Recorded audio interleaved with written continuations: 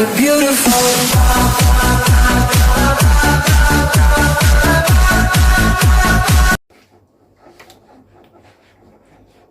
Ngayon, mag-i-steam naman ako. Ayan.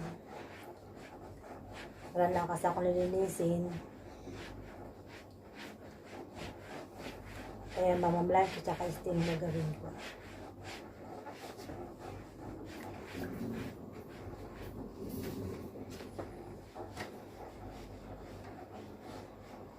Dumating na pala yung mga, ayan, dami nilang mga pasalubong na labahan.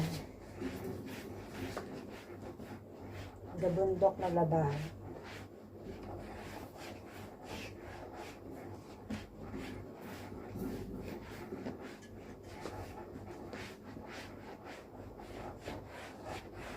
Mag-steam ako kasi may manatira akong steaming.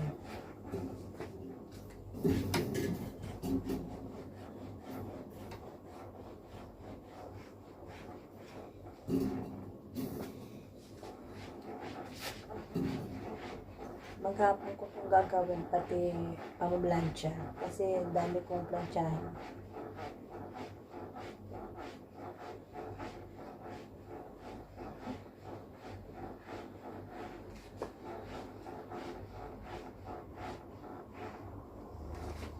Tapos magsalang pa ako ng marami kong labahan.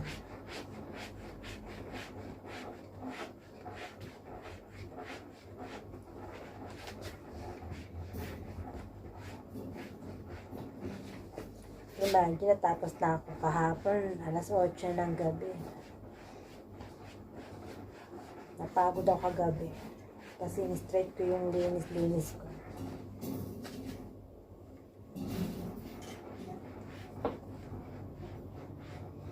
So ngayon, wala na ako nilinisan. Nag-focus naman ako sa plancha, laba.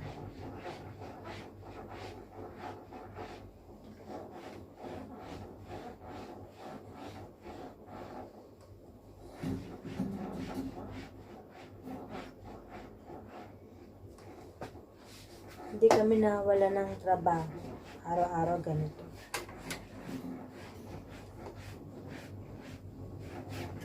Hindi kami nababakantihan ng trabaho.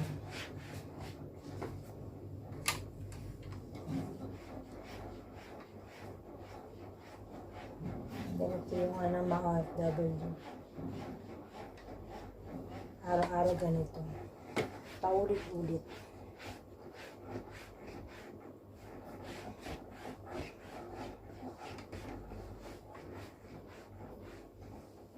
Tapos bukas, linis na naman ulit.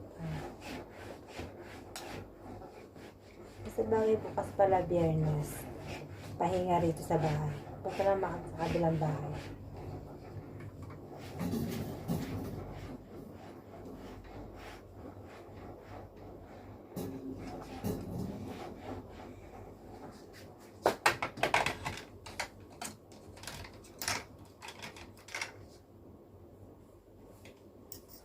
Mamaya na naman sa sala.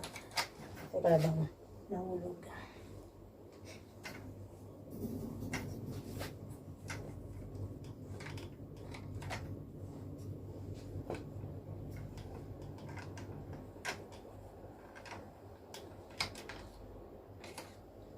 Tapos magsalang ako ng babahan ko. Galing bakasyon.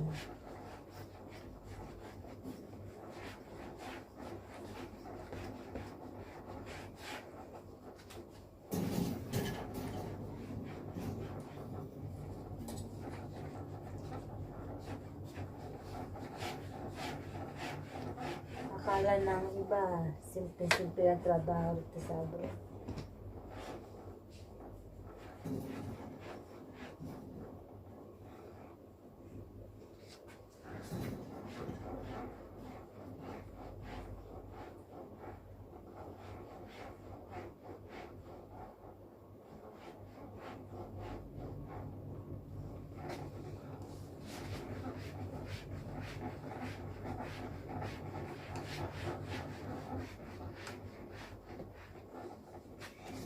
Madali siyang madali siyang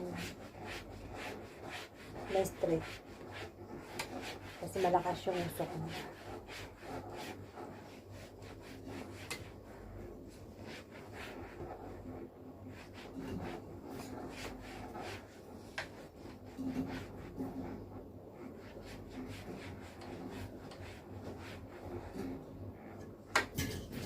Tapos lang. Kunti lang.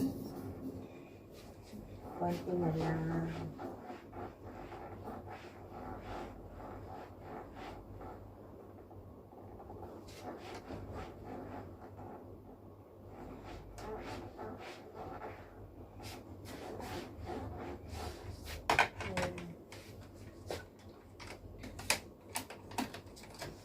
Tapos magsasala naman ako ng laban. Yung dami.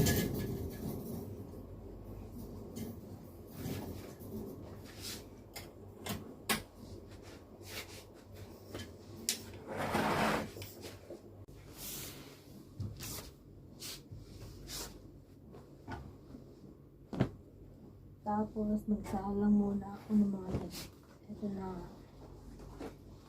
mga labahan nila.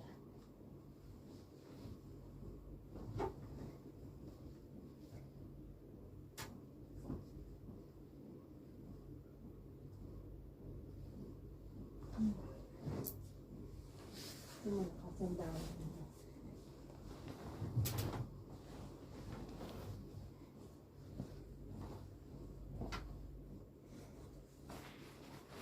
Mga dami ng damit nila.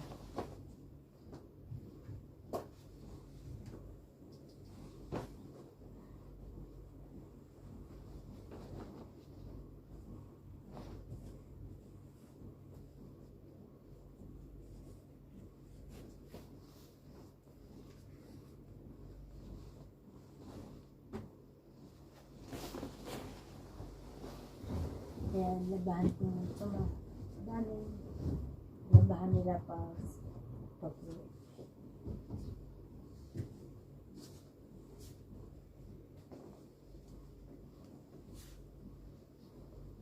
Ito yung pasalubong nila sa akin.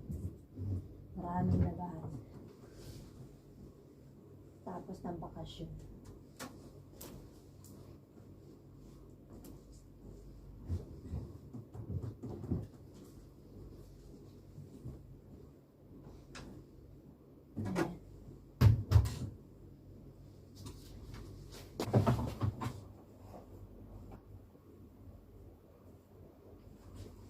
Buti na lang malapit yung washing ko sa kwarto ko at saka sa planchahan ko. Kaya hindi ako nahirapan maglaba sa plancha. Kasi nakatabi lang yung planchahan.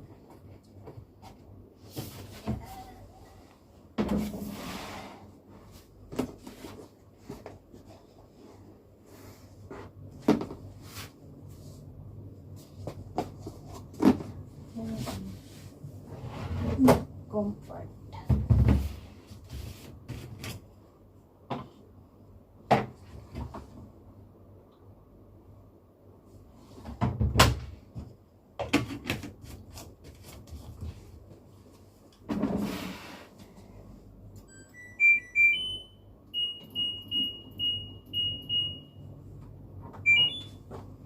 Later.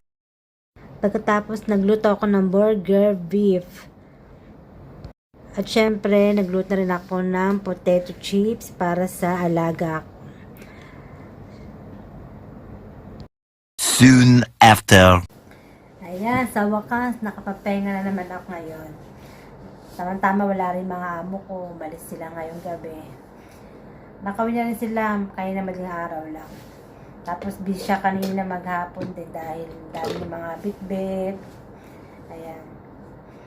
Meron din siya mga binigay sa aking mga pasal. Thank you sa madam. Sleeper. At saka, ito pajama. Isang pares na pajama. Ayan. Ayan, pajama. At saka, gloves. Talagang stripe talaga binigay sa akin. Then alam niya, melting ako sa stripe na damit. Puro na stripe yung mga ko, blouse ko. Ito, ayan. Ito yung sandals. Ito nilagay sa rep, di ba? Yung pang rep. Ito. At saka lipstick at saka eyeliner. Alam niya kasi meron ako sa mga ganito eh. Yung mga lagay-lagay sa mukha. At saka cutics. Ayan.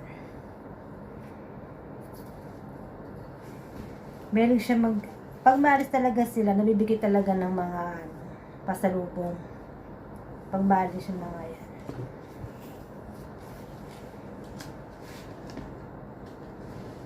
Lagi may pasalubong kami sa mga amo namin. Kahit mga kapatid niya rin pag umaalis. Kahit sa kabilang side sa nanay ng lalaki. Nanay niya nabibigay ng mga pasalubong pagpunta ng Kuwait. Kahit isang lugar. Basta mag-bakasyon sila sa isang lugar. May mga pasalubong silang binibigay sa amin. Ay mga